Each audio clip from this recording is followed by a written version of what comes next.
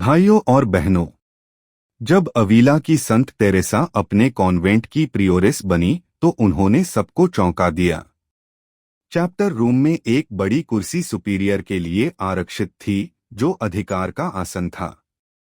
Teresa ने उस पर बैठने से इनकार कर दिया।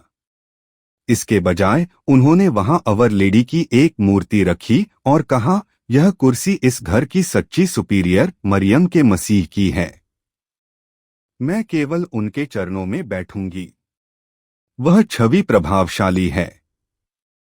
एक कुर्सी खाली पड़ी है, इसलिए नहीं कि वहां किसी का कोई स्थान नहीं था, बल्कि इसलिए कि वहां केवल मसीह का स्थान था।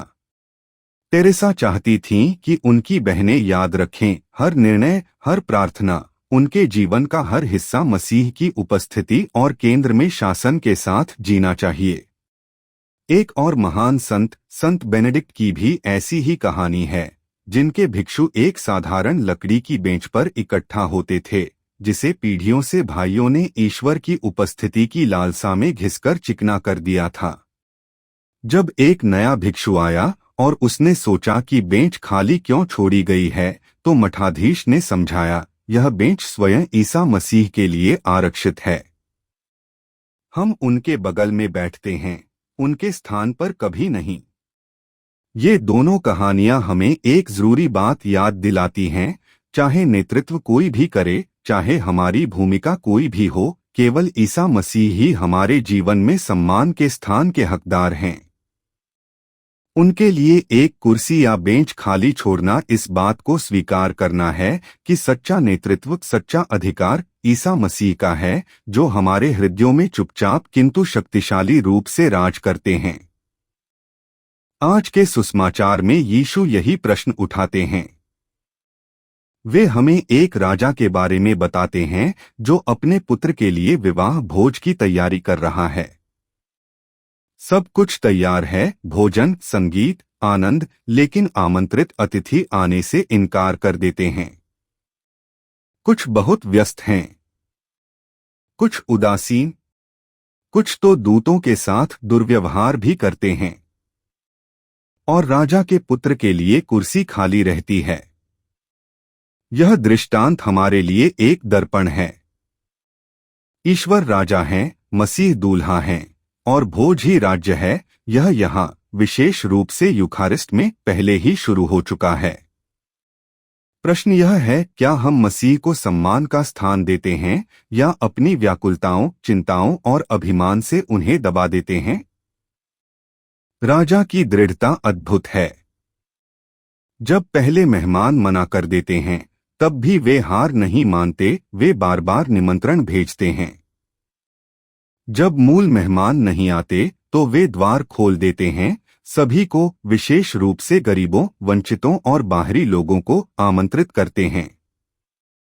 हम में से किसी ने भी अपनी जगह अर्जित नहीं की है।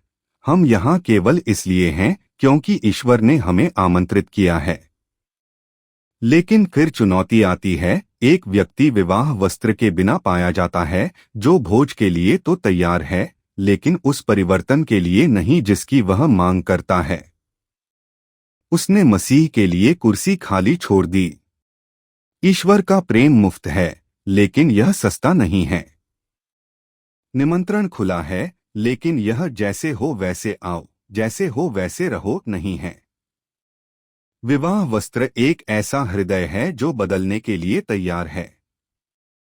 जैसा कि संत ऑगस्टाइन ने लिखा है, यह शुद्ध हृदय, शुद्ध अंतःकरण और सच्चे विश्वास से उत्पन्न दान है।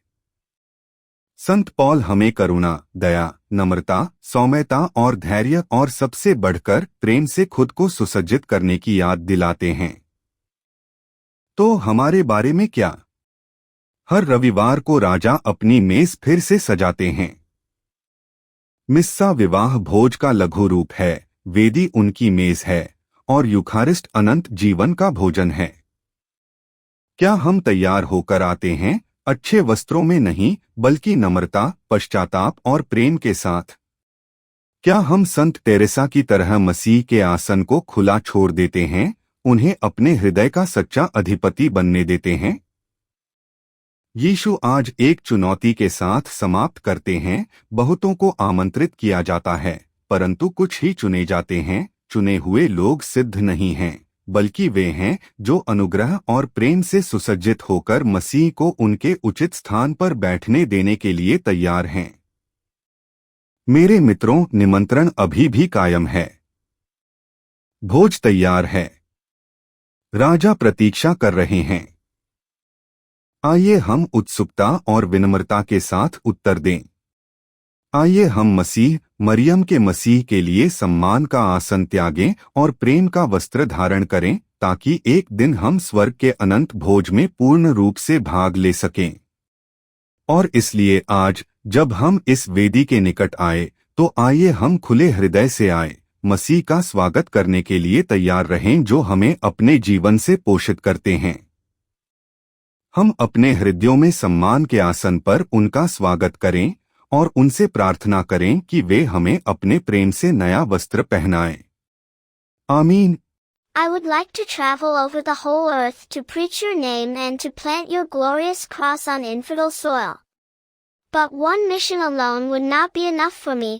I would want to preach the gospel in all 5 continents simultaneously, even to the most remote islands.